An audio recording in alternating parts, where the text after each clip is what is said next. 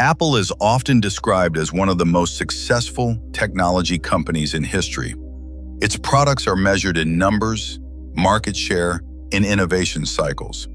But this way of describing Apple misses something essential. Because when people talk about Apple, they rarely talk about technology. They talk about how it feels to open the box, how it feels to use the device, how it feels to trust that everything will work without asking questions. This episode is not about phones, laptops, or operating systems. It is about why Apple never needed to compete the way other technology companies do, and why it never needed to explain itself. From the beginning, Apple understood something most companies ignore. People do not want better choices. They want fewer decisions. In a world overflowing with options, specifications, and comparisons, Apple quietly removed complexity, not by making technology simpler, but by making the decision simpler. You are not asked to choose between 10 variations. You are not asked to understand how something works. You are not invited into the process. The decision has already been made for you. This is where Apple begins to feel different. Not as a company that sells devices, but as a company that sells relief. Relief from uncertainty, relief from comparison, relief from the anxiety of choosing wrong. And once that relief is felt, technology stops being the focus. What remains is something far more powerful, a sense of certainty. Apple does not position itself as the smartest choice. It positions itself as the final choice, the option you arrive at when you no longer want to think. And that is not a technological advantage. It is a psychological one.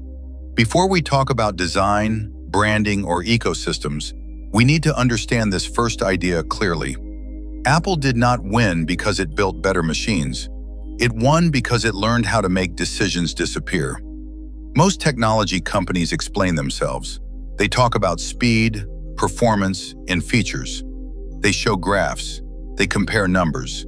They try to convince you. Apple does none of that. Its language is intentionally incomplete. Specifications are hidden. Technical details are secondary, and explanations are reduced to the bare minimum. This is not an accident. It is a decision. When a company explains too much, it invites doubt, and doubt creates hesitation. Apple removes hesitation by removing information. You are not encouraged to analyze. You are not invited to compare. You are not given enough material to argue with the decision. The product is presented as finished, closed, certain. This absence of explanation shifts the relationship completely. You are no longer evaluating a tool. You are accepting a conclusion. Other companies say, "Here are the facts, decide." Apple says, "This is it." And strangely, that confidence feels reassuring. There is comfort in not being asked, comfort in not having to understand, comfort in trusting that someone else has already thought it through. This is why Apple presentations feel different. They are not demonstrations, they are affirmations. Nothing is framed as experimental. Nothing feels temporary. Everything feels inevitable. And inevitability is powerful. Because once something feels inevitable, it stops feeling like marketing. It feels like reality. Apple does not need to prove it is right. It only needs to appear certain. And certainty, when repeated enough times, becomes authority. This is where Apple quietly separates itself from the technology industry. Not by innovating faster, but by refusing to participate in the conversation at all. While others compete for attention, Apple waits. And when it speaks as if the decision has already been made. Not by them, but by you. At Apple, design is not decoration. It is not added at the end. And it is not there to impress. Design is the message. Everything you see is meant to reduce effort. Every line, every curve, every animation has one purpose: to make thinking unnecessary. When something looks simple, the brain relaxes. And when the brain relaxes, it trusts. Apple understands this instinctively. Its products do not ask for attention. They do not shout. They do not explain themselves. They sit quietly, as if they already belong. This visual calm is not accidental, it is engineered. White space is not empty space, it is breathing room. The absence of detail is not minimalism, it is control. By removing visual noise, Apple removes doubt. You are never overwhelmed, never rushed, never forced to question what comes next. And slowly, without realizing it, you stop evaluating, you accept. Design, in this sense, becomes a form of guidance, not by telling you what to do, but by making every other option feel unnecessary.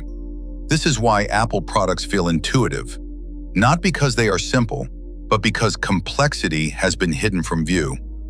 What you see is calm.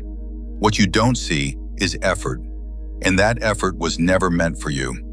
Buying an Apple product rarely feels like shopping. It feels like entering a controlled space. The stores are quiet, the light is soft, the tables are empty. Nothing pushes you, nothing rushes you, nothing competes for your attention. This calm is intentional. In most stores, pressure is invisible but constant. Music, discounts, signs, urgency. Apple removes all of it. What remains is silence. And silence does something powerful. It slows time. When time slows down, expensive decisions stop feeling risky. You are not being sold to. You are being reassured. Even the way products are displayed matters. One item, one table, one focus. No clutter, no alternatives side by side.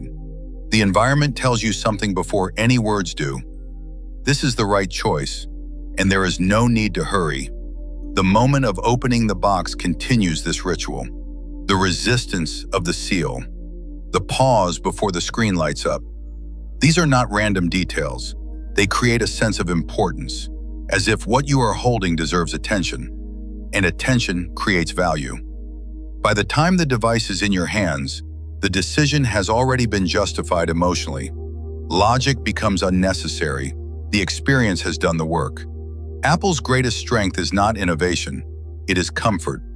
A carefully constructed sense that everything is under control, that decisions have already been made, that complexity has been handled somewhere else.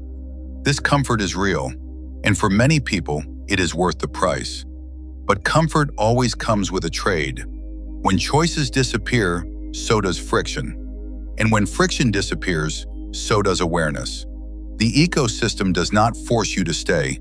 It simply makes leaving feel unnecessary. What you gain is stability. What you give up is flexibility. This is not a trap, and it is not manipulation in the traditional sense. It is an agreement.